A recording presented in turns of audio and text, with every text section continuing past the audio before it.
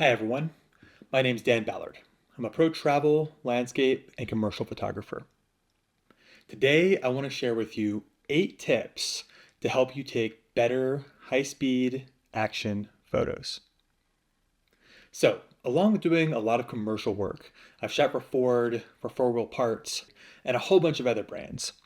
I also teach a lot of photography workshops, and one of the main things that I teach is Western photography workshops. So I do a ton of Western photography, both commercially and doing the workshops. And I've learned over the years just a lot of different things working with students that really seem to help people create better photos, actually lock focus, get their exposure correct, and just handle these really intense, really high speed kind of action scenes. So these tips will really help for both, again, Western photography, also for high speed automotive photography, sports. Basically, anything where you have moving subjects, these tips should really help.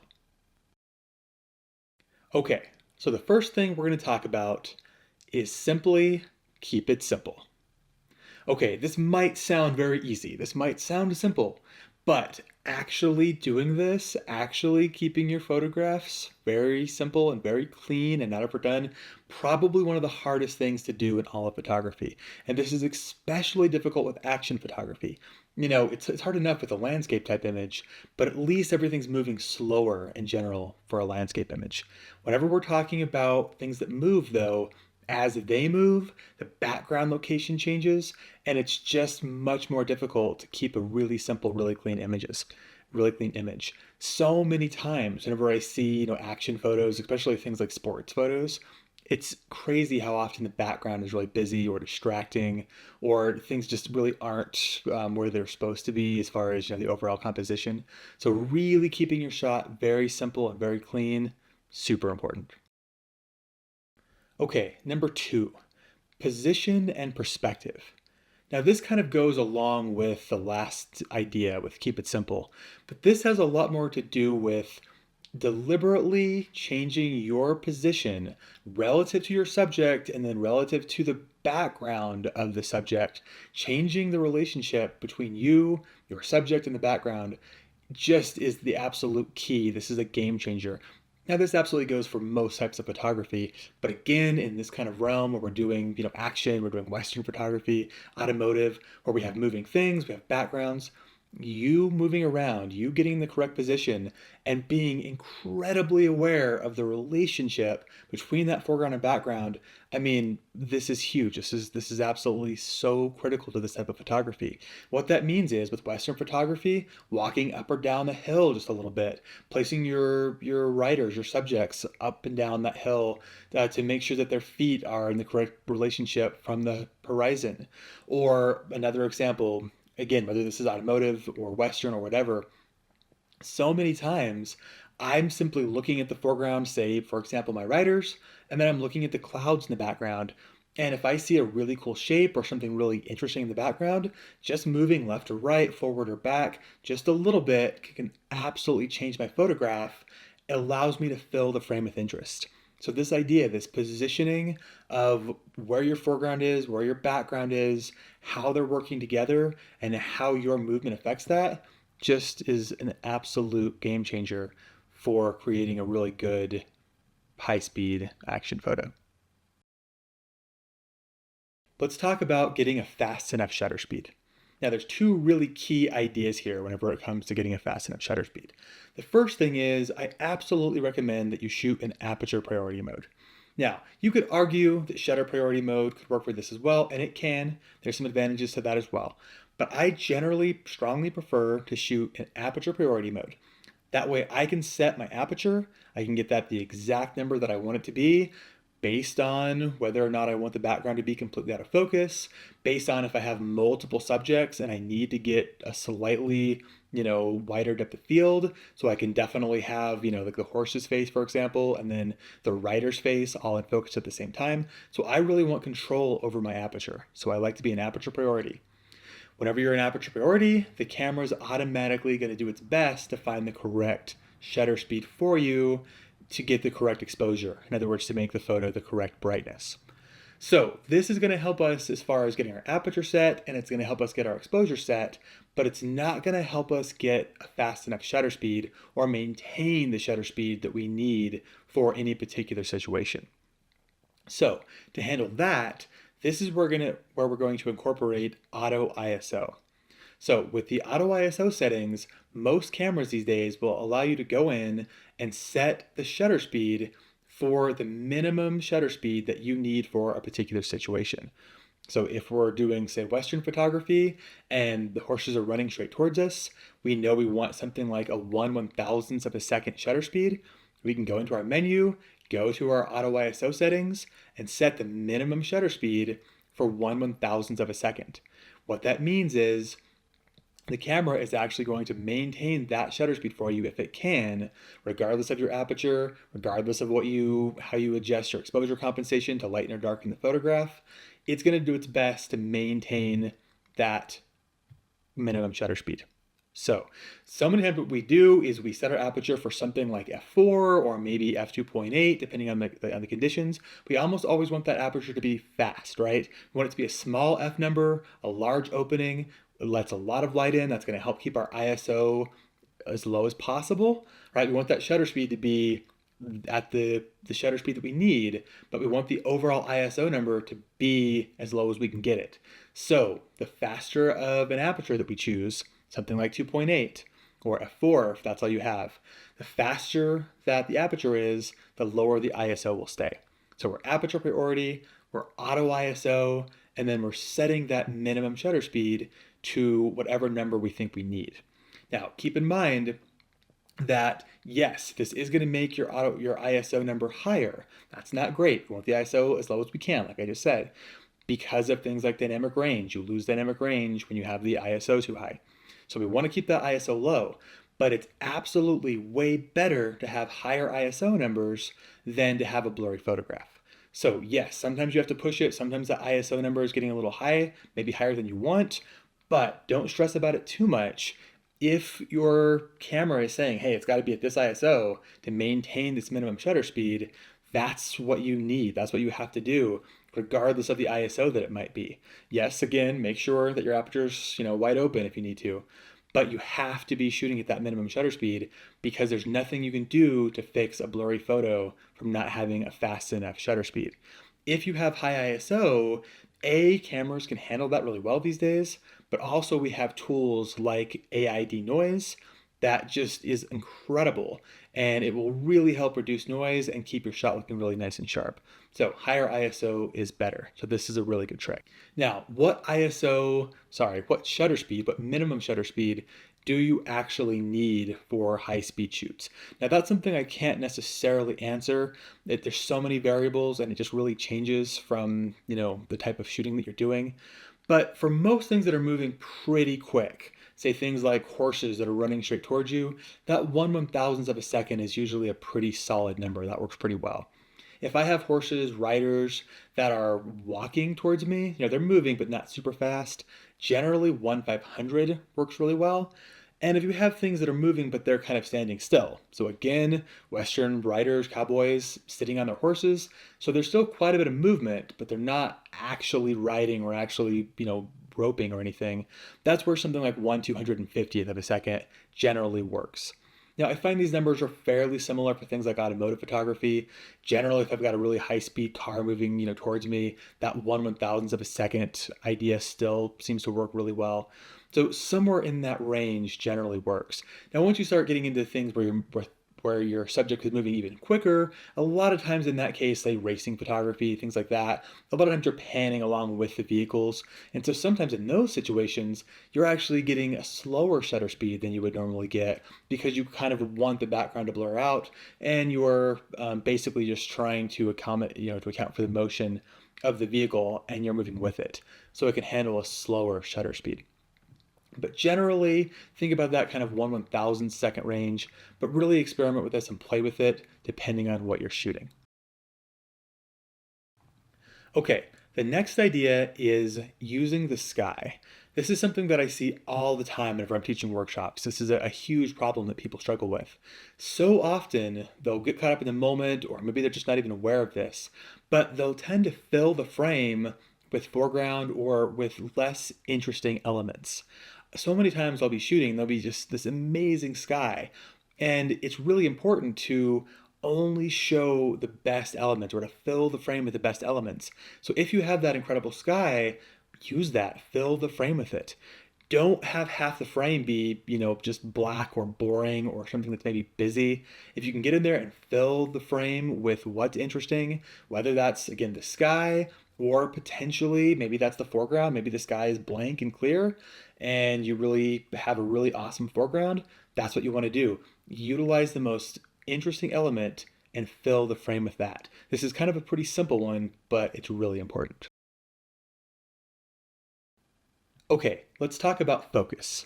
Now, this is one of the hardest things that we have to deal with. And the reason for that is because every camera is different and there's so many different options in so many different situations. But I'll give you a few key tips that, in my opinion, really, really help. Okay, so just going to bring you guys over to the camera view here. And the first thing that I want to talk about concerning focus is AFC versus AFS. So basically autofocus single versus autofocus continuous. Canon calls continuous servo. And basically that's just, right here in my Sony A1 II, that's just going to AFC versus AFS. And whenever you're in AFC, basically as long as you're pushing the focus button down, whenever I'm holding that button down, it's just completely continuing to focus. So that's just focusing, and if something's moving in or out of the scene or whatever, it's going to just continue to track it and follow it and just kind of go along with it and just keep focusing. So for pretty much anything that's moving, almost every situation, I really recommend AFC. Now, a lot of lenses will have this, focus lock button on it, and you can actually use that button and hold that down to kind of get a focus lock. So you can use AFC and then still hold that focus lock button down to lock your focus, and that kind of gives you the best of both worlds. So AFC is great and pretty much always what you want to use in most situations. The other thing I want to talk about is your focus area modes. So basically this is going to be things like your, either wide or zone or spot or expanded spot. And this is really what you want to dial in and nail whenever it comes time to doing the best that you can for your particular subject. So it really depends on the circumstances what I'm going to use. I see a lot of people tending to use the wide mode, and wide can be great in certain situations, certain circumstances. Absolutely, this is a good option. But in so many situations, I want more control. This wide mode just pretty much finds whatever it can. It just focuses on, what's closest or what it thinks is most important. And if you're shooting something like, in my case, like a car coming towards me and things are happening really quickly and I just don't really have any time to think at all, a lot of times wide is great. I use this mode fairly often. But for so many other things, things like, the Western photography again, where I've got a whole bunch of different subjects and I really want to have a little bit more control over that. A lot of times I'll use things like expanded spot.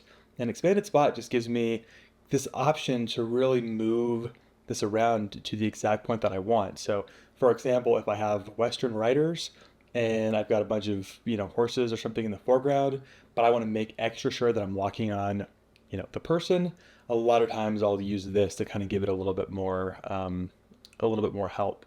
Now, of course, this is where we can definitely go in and we can use, face, detection. The A1 II actually has auto detection where it's automatically selecting subjects, it's selecting people or automotive or whatever. So even in wide, it's going to do a really pretty good job, selecting the person anyways. So if your camera has subject detection, it's going to do a pretty good job. But I still sometimes find that I need to kind of give it a little help, and this can really be a good option.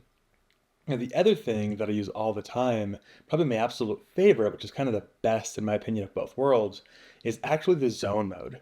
And this kind of combines a little bit of what works well with the wide, letting the camera do a whole bunch of the work for you. But then also what I really like about expanded spot, it kind of mixes them and it allows me to kind of basically roughly tell the camera where I'm thinking. So I can move this, this wider box around and I can place it over the area where I want focus. And then the camera's going to go ahead and do its thing.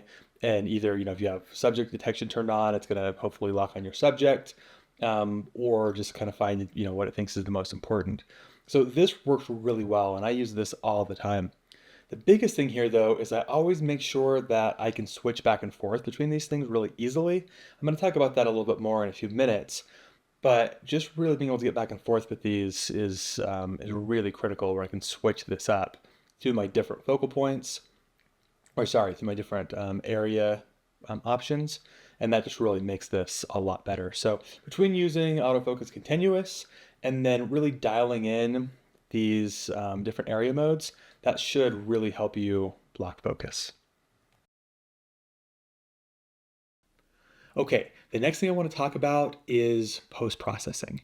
Now, the first thing here with post-processing, I just want to mention, if you're not shooting RAW, you should absolutely be shooting RAW. I feel like most people are aware of that now, but if not, shooting RAW is just absolutely critical. So we're shooting RAW, that gives us a lot more latitude to work in post-processing, and really going in with your post-processing and pulling out details and adding to this idea, this whole fill the frame with interest idea. We want to take this a step further here, where we're going to go in and potentially crop if we need to help crop out anything that's not adding to our photograph. So again, we're trying to fill the frame with interest and only show what's good. So cropping can help with that. Also, things like strong vignettes, vignetting backgrounds, going in with brushes or radial gradients, and darkening backgrounds can again help keep things very simple and really clean, and help fill the frame with only the areas, with only the subjects that we really want. So we're not going to really go into full-on post-processing here in this video, but just keep that in mind. Definitely be shooting RAW, and definitely don't underestimate this idea of post-processing and really trying to bring out the elements that you want to show and that you want to bring out in your image. Okay, last but not least, practice and settings. I can't stress this enough. Yeah, sure, the more that you do photography, the more that you're shooting, the better you're going to get. That's pretty obvious. But don't just limit that to actually going out to shoot, to practice. Spend a lot of time just messing around with your camera, a lot of time shooting around your house, going out and just shooting, your family or whoever, just for the fun of it, where there's no pressure. The more that you can get really confident and get your camera really dialed in and get really comfortable with how you have it dialed in, the better off you're going to be. Things like getting all of your settings set up correctly while you're doing this is huge. Setting all your custom buttons. I have, for example, like my C2 button on my Sony a7R5 set to where I can instantly go to my auto ISO minimum shutter speed settings. So whenever I want to change that minimum shutter speed number, I just hit that one button and I'm right there. I have my record button on this camera set up to go to my focus area modes. I hit that button, I can see my 2 or 3 main area modes, my zone, my single point, my wide, for example, so I can really easily get back and forth between those. On my Sony A1 II, I have my back wheel set for that, so I can't do that on my A7R5. But on the A1 II, I can just rotate that wheel and just instantly go through my focus area modes. So things like that are just huge. They make an absolute major difference. So I have pretty much every single button. I'm planning to do a video on that a little bit later. So I have every single button set up pretty much exactly where I want to, and I really have to spend quite a bit of time practicing and making sure that I'm 100% familiar. And then whenever I'm out on a big shoot and things are high pace and intense and moving really quickly, and I just don't have any time to think, I just kind of naturally know where to go and what's going to do what. And because I have everything set up really well, it makes it really easy to get the exact focus mode that I want, the exact burst mode that I want, so on and so forth. So this stuff really helps. Okay, here's one more bonus tip for you. We haven't really talked about burst mode and shooting speed, and that's another one of those things that's really tricky, that's really tough. But I would say that for most things, you don't necessarily need to be at the absolute max burst rate, especially if you have one of these newer cameras that has these incredible burst rates, 20, 30 frames per second. Generally, I don't need to be that fast for most of the things I'm doing. Generally, that 10 frames per second to 15 frames per second is really solid. I find that if I'm shooting much faster than that, I just end up with so many extra photos, and it's such a challenge to kind of go through and pick out the winners and to edit all these shots. I know it's a little different for wildlife. Wildlife, you want to be, just full speed and even using pre-focus and all of that kind of stuff. I generally don't do that. I will say for certain things, if I'm shooting, like, for example, a big off-road race, I was hired by Ultra 4 to shoot a big four-wheel drive Ultra 4 race in Moab a while back. And for that type of shooting, yeah, that's where you're just absolutely going super high speed. And I think I was at 20 frames per second for most of that job. So certain situations I'll be just maxed out, but for the most part, like I said, that 10 or 15 frames per second is really great. Okay, guys, thanks so much. Appreciate you watching. Love it if you would subscribe, and please give me a comment and a like. I really appreciate that. Have a good day.